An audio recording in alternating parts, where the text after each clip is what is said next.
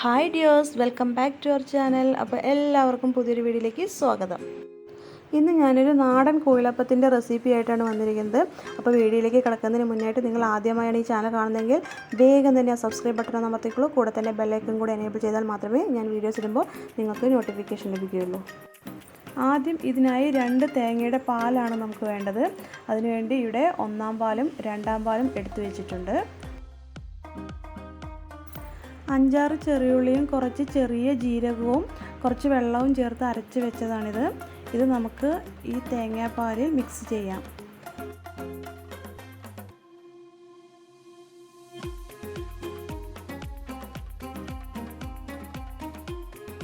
ഇനി നമുക്കിത് കുറച്ച് വലിയ പാത്രത്തിലോട്ട് മാറ്റിയതിന് ശേഷം അടുപ്പിൽ വെച്ച് ഫ്ലെയിം ഓൺ ചെയ്യാം.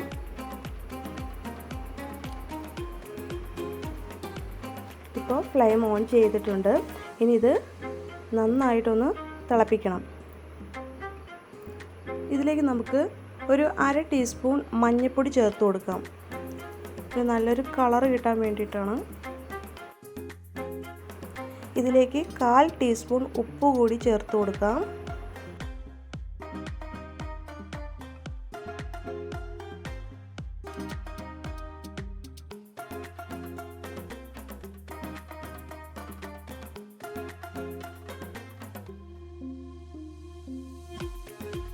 ഇതിലേക്ക് 2 കപ്പ് പഞ്ചസാര ചേർത്ത് കൊടുക്കാം. ഇവിടെ 6 കപ്പ് അരിപ്പൊടിയാണ് എടുത്തിരിക്കുന്നത്. അതിൽ കുറച്ച് മാറ്റി വെച്ചതിന് ശേഷം ബാക്കിയുള്ളത് നമുക്ക് ഈ തിളയ്ക്കുന്ന തേങ്ങാപ്പാലിലോട്ട് ചേർത്ത് കൊടുക്കാം. ഇനി അഥവാ അയവാകുകയാണെങ്കിൽ മാത്രം ആ മാറ്റി വെച്ച അരിപ്പൊടി ചേർത്ത് കൊടുത്താൽ മതി. ഞാനിവിടെ ഇത് മുഴുവൻ ചേർത്ത് കൊടുത്തിട്ടുണ്ട്.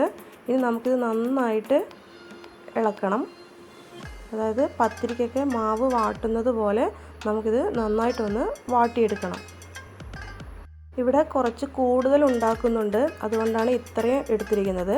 നിങ്ങൾക്ക് ഇത്രയും ആവശ്യമില്ലെങ്കിൽ ഇതിൻ്റെ പകുതി ഇൻഗ്രീഡിയൻസ് വെച്ച് എടുത്താൽ മതിയാകും.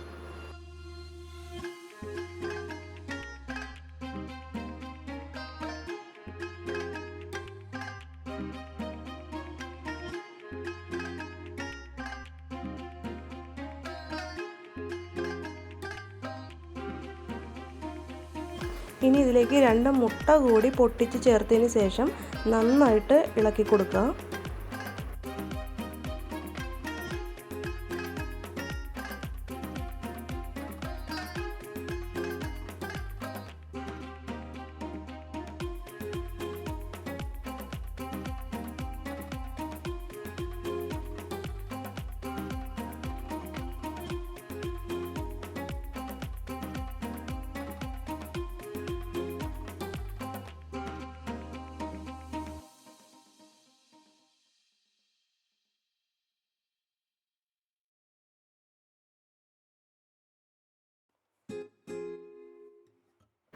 നല്ല ചൂടുണ്ട് കേട്ടോ. അപ്പോൾ ആ ചൂടോടെ തന്നെ വേണം നമുക്ക് ഇത് ചെയ്ത് കൊടുക്കാൻ, അല്ലെങ്കിൽ മാവ് ഉറച്ചു പോകും.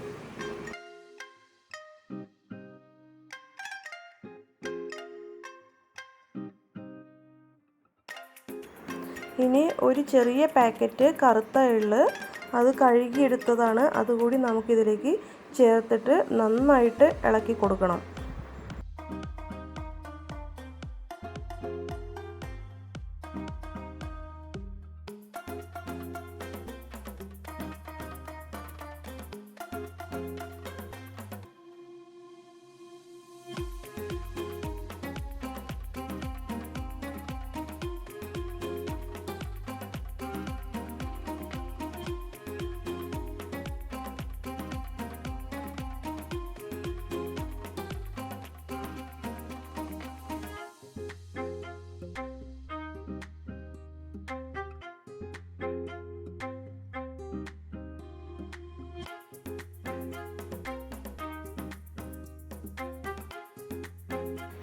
ഇനി മാവ് കൗണ്ടർ ടോപ്പിൽ ഇട്ടതിന് ശേഷം നന്നായിട്ട് കുഴച്ചെടുക്കാം. നമ്മൾ എത്രത്തോളം കുഴയ്ക്കുന്നോ അത്രത്തോളം സോഫ്റ്റായിട്ട് കിട്ടും.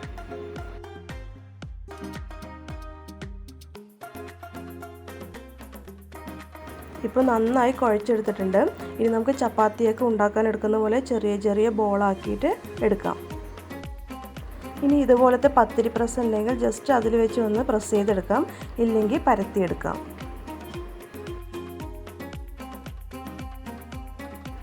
ഇനി ഇതുപോലത്തെ ഒരു അച്ചിൽ വെച്ചിട്ടാണ് നമ്മളിതിനെ റോളാക്കി എടുക്കുന്നത്. അപ്പോഴാണ് നമുക്ക് ഇതിനൊരു ഡിസൈൻ കിട്ടുന്നത്. കണ്ടില്ലേ, ഇതുപോലെ നമ്മളിങ്ങനെ ഉരുട്ടിയെടുക്കുമ്പോൾ അതിൽ വല്ല ഡിസൈൻ നമുക്ക് ഇതിൽ കിട്ടും. ഇതാണ് ആ മോൾഡ്. ഇത് ഞങ്ങൾ പ്രത്യേകം പറഞ്ഞ് ഉണ്ടാക്കിപ്പിച്ചതാണ്. ഇതുപോലെ നമുക്ക് ഇഷ്ടമുള്ള ഡിസൈൻ കൊത്തിയെടുക്കാൻ പറ്റും. ഇനി ഇതില്ലാത്തവർക്ക് വാഴയുടെ പോള വെച്ചിട്ടും ഉണ്ടാക്കാൻ പറ്റും. ഇതുപോലെ വാഴയുടെ ആ മേലത്തെ തൊലി പറിച്ച് കളയാം. അപ്പോൾ ഇതുപോലൊരു ഡിസൈൻ കിട്ടും. കണ്ടില്ലേ, ഇനി ഇതിൻ്റെ മേലെ വെച്ചിട്ട് നമുക്കിതുപോലെ ഒന്ന് റോൾ ചെയ്തെടുത്താൽ ഈ ഡിസൈൻ അതിൽ പതിയുന്നതാണ്. കണ്ടോ, ഇങ്ങനെ വെച്ചിട്ട് ജസ്റ്റ് ഒരുപാട് വെച്ച് പ്രസ് ചെയ്യാൻ പാടില്ല. ചെറുതായിട്ടൊന്ന് പ്രസ് ചെയ്തെടുത്താൽ ഇതുപോലെ ഒരു ഡിസൈൻ കിട്ടും. എൻ്റെ വാപ്പാക്ക് ഇതൊക്കെ ചെയ്യാൻ വളരെ ഇഷ്ടമാണ്. അതുകൊണ്ട് തന്നെ ഇതിപ്പോൾ എൻ്റെ വാപ്പയാണ് ചെയ്യുന്നത്. ഇപ്പോൾ എല്ലാ കുഴലപ്പവും നമ്മൾ ഇതുപോലെ റോൾ ചെയ്ത് വെച്ചിട്ടുണ്ട്.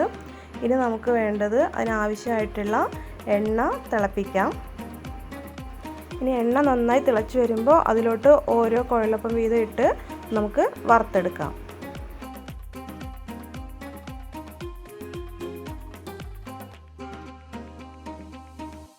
ഇപ്പോൾ നമ്മുടെ കുഴലപ്പം റെഡി ആയിട്ടുണ്ട്. ഇത് നല്ല ക്രിസ്പി ആയിട്ട് നല്ല കറുമുറാന്നാണ് ഇരിക്കുന്നത്. ഇത് നമ്മളൊരു എയർ ടൈറ്റ് ആയിട്ടുള്ള ഒരു പാത്രത്തിൽ എടുത്ത് വയ്ക്കുകയാണെങ്കിൽ കുറേ നാളിത് ഇങ്ങനെ തന്നെ ഇരിക്കും. എനിക്ക് ഏറ്റവും ഇഷ്ടപ്പെട്ട ഒരു സ്നാക്സാണിത്. നമുക്കിത് ഷോപ്പുകളിലൊക്കെ വാങ്ങിക്കാൻ കിട്ടുമെങ്കിലും ഒരിക്കലും അതിന് ഇത്രയും ടേസ്റ്റ് ഉണ്ടാവാറില്ല.